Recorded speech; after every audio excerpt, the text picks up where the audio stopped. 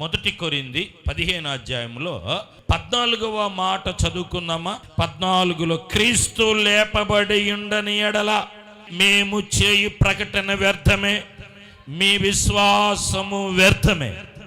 దేవుడు క్రీస్తును లేపెనని ఆయన గూర్చి మేము సాక్ష్యము చెప్పుచున్నాము గదా. మృతులు లేపబడని ఎడల దేవుడు ఆయనను లేపలేదు గనుక మేము దేవుని విషయములో అబద్ధ సాక్షులముగా అగపడుచున్నాము. మృతులు లేపబడని ఎడల క్రీస్తు కూడా లేపబడలేదు. అంటే ఈ 16లో 15లో అంటున్నాడు కదా, మా విశ్వాసము వ్యర్థం, మా సాక్ష్యము వ్యర్థం, మా భక్తి ఏమన్నాడండి? వ్యర్థం. అంటే ఏంటి? ఆయన మృతుడై తిరిగి పునరుద్ధానంలో లెగవటాన్ని బట్టి మనకు విశ్వాసం అనే ఆయుధాన్ని ఇచ్చాడు. స్తోత్రం గట్టిగా చెల్లిద్దాం, గట్టిగా దేవుని నామాన్ని మహింపరుద్దామండి. విశ్వాసం అనే ఆయుధం మనకుంది. చెప్పండి ఏముంది?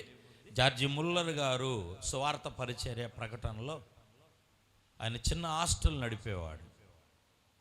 ఆ పూట పరలోక ప్రార్థనలాగా ఎవరైతే బాలాజీ గారు ఒక కట్ట బియ్యము, బాబురావు గారు కొంచెం కూరగాయలు, రమణనా వెంకటరమణ అమ్మ రమణ వేసుకుందాంలే, ఏమండి రమణ ఏదో కొంచెం సరుకులు అలాగ పంపిస్తే హాస్టల్లో ఉన్న పిల్లలకి వండి పెట్టేవాడండి.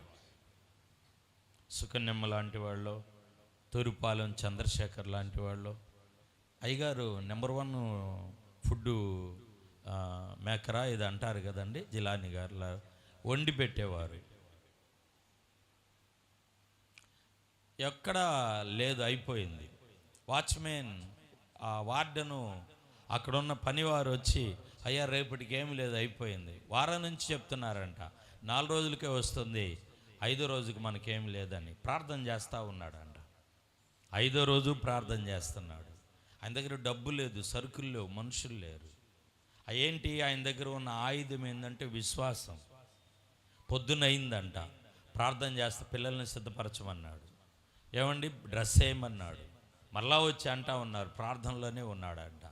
అంతకుముందే 3 రోజుల క్రితమే అక్కడ ఒక పెద్ద లారీ ఆగిపోయి ఉందంట, వీళ్ళు హాస్టల్ ముందే ఆగిపోయిందంట. 2 రోజులకు ముందే ఏమైందంట, దేవుడు ఈ ముల్లర్ గారి ప్రార్థన ఆలకించి 2 రోజులకు ముందుగానే ఏం చేశాడు, అక్కడ ముందుగా తెచ్చి ఫ్రెష్గా పెట్టాడు, నిలబెట్టాడు. అది వేరే ప్రాంతానికి వెళ్ళాలి ఒక ఫంక్షన్కి, అందులో బ్రెడ్, జాము, ఆహార పదార్థాలు, రొట్టెలు, ఏమండి సరుకులు అన్నీ ఉన్నాయంట. లైన్గా కూర్చోబెట్టమన్నాడంట, ప్లేట్లు పెట్టమన్నాడంట. వీళ్ళు ఆశ్చర్యపోతా ఉన్నారంట, పిల్లల్ని యామారిస్తాడేమో అని. ఈరోజు పస్తుగా వెళ్ళాలి అనుకుంటా ఉన్నారు. నా లాంటి అవిశ్వాసపరుడు, పునరుద్ధానపేక్ష శక్తిని గుర్తించలేని వాడు ఉండి వీళ్ళు పస్తు వెళ్ళాలి అనుకోవచ్చు. కానీ వెంటనే వచ్చి తలుపు దగ్గర తలుపు కొడుతున్నారంట. ఇక్కడ ఆగిపోయింది బండి, మాకు ఒక ఇన్ఫర్మేషన్ వచ్చింది, ఈ హాస్టల్లో ఈ పదార్థాలు చెడిపోతాయి, ఇవి ఇచ్చేయమని. ఆ రోజు ఇచ్చేసారు, తిన్నారు. ఆ రోజు సాయంత్రానికి చంద్రయ్య లాంటి వాళ్ళు ఒక పెద్ద లారీ నిండా అన్ని సరుకులు తెచ్చి ఇచ్చారంట. ఆ రోజుకి ఏం చేశారంటే ఓ సంవత్సరానికి సరిపోన్న సరుకులు లారీ నిండా తీసుకొచ్చారంట. ఎందుకంటున్నానంటే దేవుని పనిలో మనం ముందుంటే, దేవుని పరిచర్యలో మనం ముందుంటే దేవుడు అన్నీ ఇస్తాడు. దేవుణ్ణి ఆశ్రయించిన వారికి ఏ మేలు సింహపు పిల్లలైనా ఏమవుతాయి అండి, ఆకలిగా ఉంటాయి. కానీ దేవుణ్ణి ఆశ్రయించిన వారికి ఏ ఆశీర్వాదము, ఏ కార్యము, ఏ మేలు కొదువై ఉండదు. ఖచ్చితంగా ఈ పునరుద్ధానపు శక్తి ద్వారా మీకు కొదువు లేకుండా దేవుడు ఏదో ఒక క్రొత్త, ఒక సమృద్ధికరమైన, మీరు చెప్పుకోదగిన ఆశీర్వాదాన్ని దేవుడు ఈ నెలలో మీకు నడిపించునుగాక. అది పరీక్ష మార్కులు కావచ్చు, లోను కావచ్చు, వస్తువు కావచ్చు, ఓ స్థలం కావచ్చు, ఇల్లు కావచ్చు. ప్రియులారా, వాక్యములో చూస్తూ ఉన్నాం బైబిల్ గ్రంథములో. ఈ విశ్వాసము ద్వారా 2 కార్యాలు జరుగుతాయి. తెలుసా మీకు? ఎన్ని కార్యాలండి మస్తాన్ రావు గారు? విశ్వాసము ద్వారా ఊరక చదవద్దు, ఎబ్రీ 11:33 చదవద్దు. అక్కడ రాజ్యములు జయించిరి. విశ్వాసము ద్వారా ఏం చేశారు? మనకు జయం కలుగుతుంది. యేసు పునరుద్ధానపు శక్తి మనకు ఉంది కాబట్టి ప్రియులారా, మనకు విశ్వాసం అనే ఆయుధం ఉంది, మనం జయిస్తాం. మనకేం కలుగుతుందండి? జయం కలుగుతుంది. మరొక మాట ఏంటంటే ప్రియులారా, బైబిల్లోనే యాకోబు పత్రిక 2:5 విశ్వాసములో చదవద్దండి, యాకోబు 2:5 విశ్వాసములో మీరు భాగ్యవంతులు, మీరు ధనవంతులు అంటాడు. ఎంత గొప్ప సంగతి! మీరు ఈరోజు ఈ వాగ్దానాన్ని పట్టుకొని వెళ్ళండి. నువ్వు తిరిగి లేచావయ్యా, నేను నమ్ముతున్నాను, విశ్వాసం ఉంచుతున్నాను. ఈ విశ్వాసం వల్ల నేను ధనవంతుడను, భాగ్యవంతుడను. ధనవంతుడను, భాగ్యవంతుడను. చెప్పండి పక్కన వాళ్ళకి చేయించి, మనం భాగ్యవంతులము. ఇంకో మాట కూడా చెప్పండి, మనం ధనవంతులము. స్తోత్రం, హల్లెలూయా, ప్రైజ్ ది లార్డ్, హల్లెలూయా. జయించే వారం కూడా ఈరోజు మీరు ఒక్కొక్క మెట్టు దిగుతా. ఏది ఉండిద్దంటే మనిషితో పాటు ఎందుకు చెప్తున్నానంటే, విశ్వాసం అనేది ఎప్పుడూ ఉండిద్ది కూడా. మనం దాన్ని పట్టుకుంటే అది విశ్వాసం అనేది మనకు జయమిస్తుంది, భాగ్యవంతులుగా చేస్తుంది, ధనవంతులుగా. భాగ్యవంతులు అంటే వేరు, ధనవంతులు అంటే వేరు. చెప్పుకుంటారు భాగ్యవంతుడు అబ్బబ్బబ్బా అని, లోపల అంతా ఏంది ఏగలమవుతాయి. లోపల ధనం ఉండిద్ది. ఈ సంవత్సరం బయట మిమ్మల్ని భాగ్యవంతులని దేవుడు చెప్పుకుంటారు. గట్టిగా స్తోత్రం చెల్లిద్దాం. అదే 1 కొరింథీయులకు రాసిన పత్రిక 15:20 మాట రాయబడుతుంది చూడండి. ఇప్పుడు నిద్రించిన వారిలో ప్రథమ ఫలగా క్రీస్తు మృతుల్లో నుండి లేపబడి ఉన్నాడు.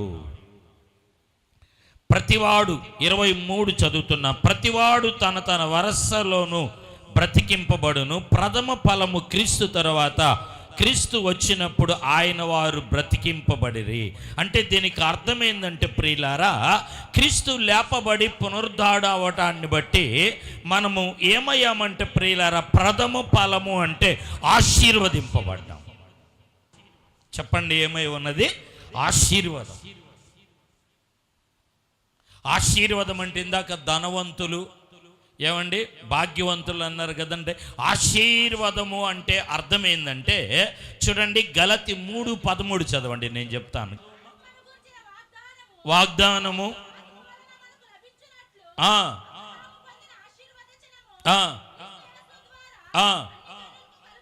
కలుగుటకై శాపమై శాపము నుండి, ఆమేన్, అంటే శాపములో నుండి విమోచించి శాపమును కొట్టివేసి ఆయన మనలను ప్రియులారా విమోచనాత్మకంగా అంటే ఆశీర్వాదకరంగా ఉంచాడు. ఇదే ఆశీర్వాదం.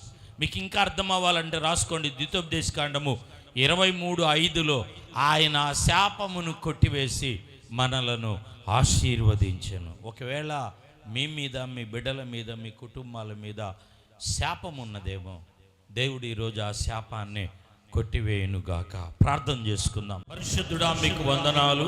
కృపగలిగిన దేవా, నీ ప్రియబిడ్డలు సంఘాన్ని దీవి ఆశీర్వది.